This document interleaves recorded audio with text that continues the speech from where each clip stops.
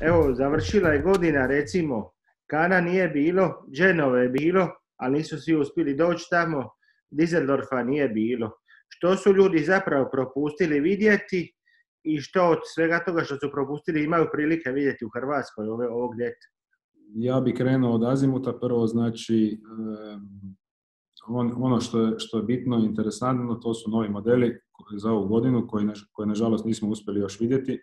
Biće sigurno prilike sada ili u Splitu ili na Jadranu. Znači, to je prvo Azimut 53 koji je dizajniran od strane studija, to jest dizajnera Alberta Mancinija. Znači, mid-range flybridge sa 2 IPS motora koji odlikuju, znači, ekstremno veliki volumen, čiste linije. A reci mi, tu je i Magellano 66 novi, je to samo projekt ili će to isto biti broj? Magellano 66 je zapravo, ajmo reći, redesign Magellana 25 novog, koji prati, znači, sad novu liniju i novi koncept. Od još interesantnih stvari za azimut naglasio bi taj Magellano 25 metara, znači, koji je vrlo interesantan model, prodano je već 7 komada. Prezentacija je bila, premijera je zapravo bila u Genovi, pocket super jahta, ajmo reći. Brod koji je long range, inspiriran navetom, ne?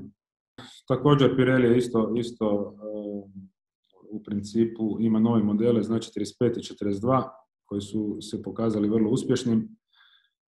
Imaju čak rast prodaje u odnosu na prošlu godinu skoro 40%. Oba modela su napravljena u suradnji sa švedskim studijom Mannerfeld, znači odlikuje ih vrhunski dizajn, performance trup, znači dual step hull, vrhunske maritimne sposobnosti. Jesi li se vozio na njih? Na 40? Jesam, strašno. Mislim, već smo isporučili jednog, tako da imamo iskustva s njim i se pokazao stvarno, evo, nešto neviđeno još, ajmo reći. Super. I taj se nalazi u Crnoj Gori, je tako? Da, znači, novi model 35 bit će premijera u Hrvatskoj, 2 komada su već prodana, dolaze u Hrvatsku.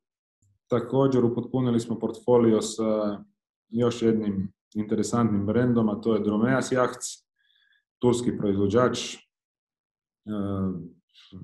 vrhunskih isto maritimnih sposobnosti, brod, ne, trup je isto taj step hull, nešto tipa Axopara, Vindija u tom smjeru. Znači, brzi, dnevni, siguran brod. I koji su prvi modeli koji će biti u Hrvatskoj? U Hrvatskoj prvo dolaze 38 walk around sa 3 vanbrodska motora, 2 kabine, open walk around koncept broda, ne? I koliko se ja sjećam, taj Dromeas se može konfigurirati na internetu, tako? Tako, može se konfigurirati, personalizirati prema želji, znači boje, jastuci, kompletno može biti prema željama klijenta. Možeš se možda malo vratiti na azimut. Kakva je sada budućnost sa azimutima? Azimut je zapravo cijeli range pretumbao. Ne znam, je li ostao Kantunić gdje nije neki novi azimut došao. Kako se taj brand sad će se razvijati? Pa, u svakom slučaju idu kompletno na nove modele.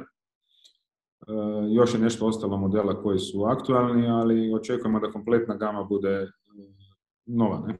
2012. smo već s azimutom i definitivno brodogradilište koje, evo, gura naprijed,